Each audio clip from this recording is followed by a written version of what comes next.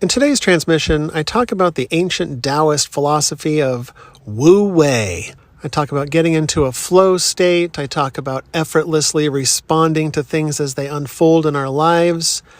I talk about surrendering to the unknown, and I talk about detaching from outcomes. It's a good one. Here we go.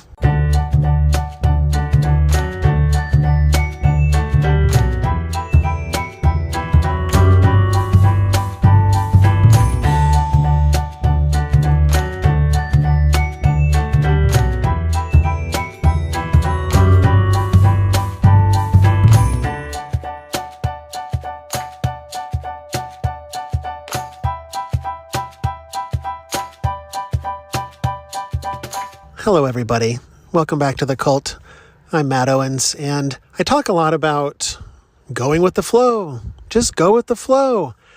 And I've been doing some reading this week on Taoism. It's my rabbit hole du jour. And in diving into Taoism, I learned about this new concept called Wu Wei. It's this Chinese philosophy. There is no direct translation, but it essentially means non-action or actionless action or effortless action. And so it's the realization that there needs to be a yin and yang. There needs to be balance. There needs to be times of work and activity, and there needs to be times of inactivity in order to hold that balance. And oftentimes, especially in modern Western society, there's this idea that if you do nothing, it's frowned upon. It's lazy. That's not what winners do. That's not how you become a successful person. And I understand that perspective. But the other side of that coin is sometimes there's too much action. Sometimes we get burnt out. That's why there's the metaphor in the Bible of the 7 days of creation.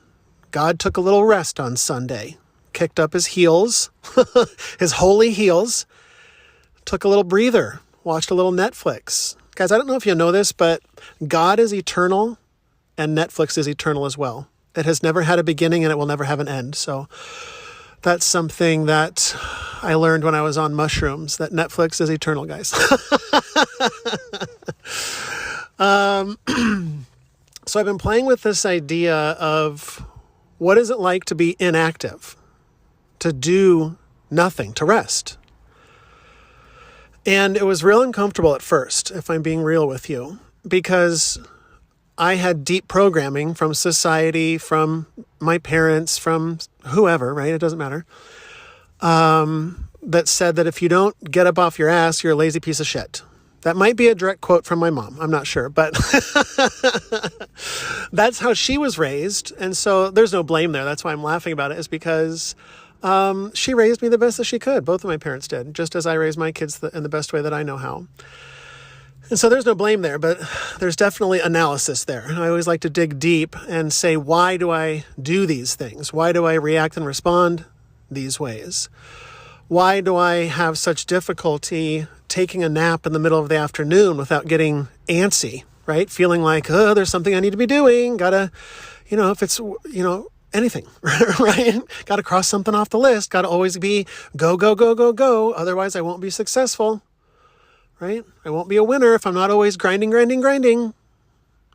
I had to sort of reprogram that in my own brain because I didn't want to live my life that way anymore. It was exhausting. Maybe you can relate. It was exhausting. And so I had to deprogram. I had to say, what does it look like if I just go with the flow? Right? To live that Wu Wei. And my whole life, I always thought yeah, of course, I'm a chill guy. Yeah, I go with the flow, man. We can have pizza for dinner or burgers. I'm cool either way, bro. Right? I'm loose in the saddle. That's who I thought I was, guys. I thought it was real cool. Went with the flow, real easygoing Matt Owens. But upon analysis, upon investigation, once I started digging a little deeper, I was like, yeah, how often do you go with the flow, Matt Owens? And it turns out that I only went with the flow and I was only easygoing when it wasn't something scary. When it was something within my comfort zone, I was very loose in the saddle, right? But once something scared me, something triggered a fear within me, that's when I was suddenly no longer Mr. Cool Guy. There was massive resistance due to fear. And I was no longer going with the flow. I was creating resistance in my life. I used to think that these obstacles in my life were the resistance, but I was shown a different perspective that I am the resistance. And in practicing the Wu Wei, in going with the flow, the analogy of be the water is used. And when there are boulders and obstacles in our path, it's about being like the water and simply running over them or going around them effortlessly. One definition of the Wu Wei is acting in accordance with the natural flow of things without unnecessary effort or resistance. I'll say it again. It's about acting in accordance with the natural flow of things without unnecessary effort or resistance. It's about allowing things to just spontaneously unfold in our lives. It's about effortlessly responding to these things that are unfolding in our life. And oftentimes, I'll speak for myself, that's quite terrifying. To just let go of control of our life and to just let it unfold as it's meant to unfold. That's a hard pill to swallow for most humans, myself included. But I had to train myself to release, to let go, to relax, right? About effortlessly responding to life unfolding before me. And it's a practice, right? It's not easy for the human. It's not easy for Matt Owens to surrender things to the unknown, to step into something blindly, to go outside of my comfort zone. The human doesn't like that very much. And so it's about training my mind to get used to surrender. Proving to myself by doing it over and over again that it's going to be okay, that it's going to work out in the end, that there's a natural flow to things that I honestly can't comprehend with my human mind. And I have to trust that there is a divine flow that is leading me to the exact destination that I need to be at. Right? Do you trust? Are you able to let go of control, to surrender? I had to practice being able to detach myself from outcomes. That was a real hard one and continues to be. I continue to practice and hone that skill, train my mind to detach from outcomes. I had to ask myself, what would it look like if I got the thing that I want? That, of course, would make me happy. But can I also be equally happy if I didn't get the thing that I wanted? That's where the challenge lies. And I love a good challenge. And so for me, I started practicing being okay with things not going my way. Because what is my way? That's just another way of saying, I hope it doesn't scare me. Right? I hope it doesn't do the scary thing, because then I'll be disappointed or scared or, any number of emotions that I don't want to experience right now. But practicing being okay with whatever the outcome is actually really freeing for me. And maybe for you too.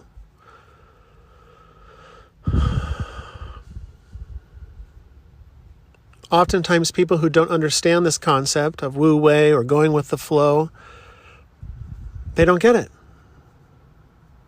They haven't experienced it. And so I understand when people give me their unsolicited advice about what I should and shouldn't be doing with my life is becoming irrelevant to me. Because I know that once I start to release, once I start to let go, once I start to kick back and just let life take me where I'm meant to go, and not trying to control the whole scenario, trying to control the outcome, trying to control the future, trying to wrestle things into submission, I just end up getting exhausted, and whatever's meant to happen is going to happen either way. So I would rather just face it and say, well, I can be happy whichever way the coin flips. Because for me, in doing that, I found that it attracts more joy in my life. Because it's all about perspective. If I choose not to view the outcome as bad, well, I guess then I'm okay with that. Because I don't choose to view it as a bad thing. There's always something good and positive to be found in everything. There's a reason to be thankful for every single thing that happens to us in our reality. There's a lesson to be learned. There's a new perspective to be shown. There's growth to be had. So every adversity, every bump in the road, every trial and tribulation, every boulder in the river is a gift from the universe. It's a gift from the divine. It's an opportunity to allow our consciousness, our soul, to grow in ways that we honestly can't really comprehend. And so I've really been leaning into this concept of going with the flow. And as I've done so, even though it goes contrary to everything that my mind is telling me, all the bells and the alarms are going off saying, turn around, we're going the wrong way, what are you doing? People in my family telling me, what are you doing? That's all right. They don't understand what it means to go with the flow, to have trust in the unseen. The unseen hand of God guiding my life.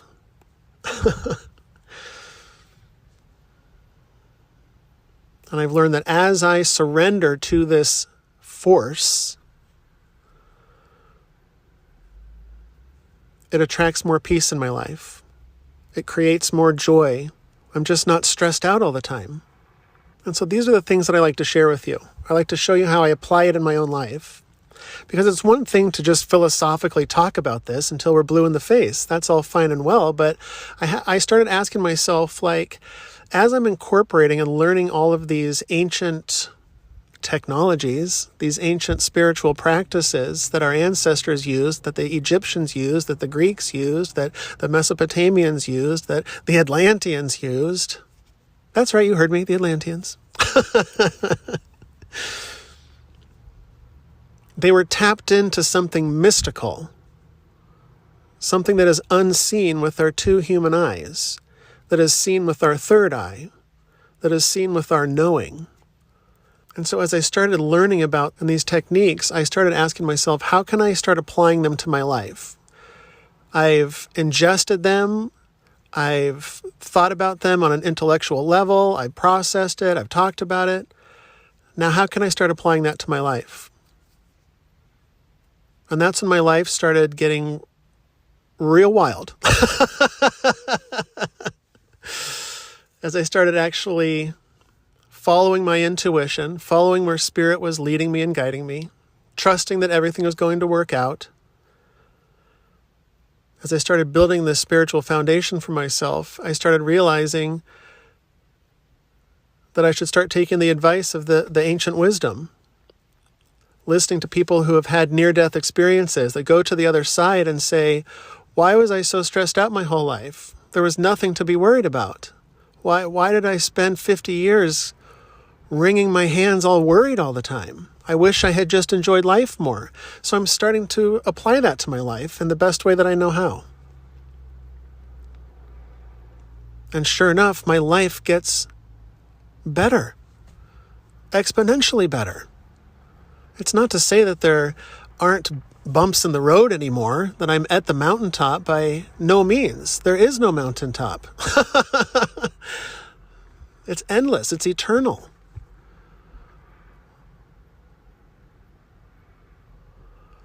And so I'm practicing being like the water, trusting that I'm going to end up exactly where I'm meant to end up, and that at any given moment in space and time, I trust and have faith in the belief that I'm exactly where I need to be.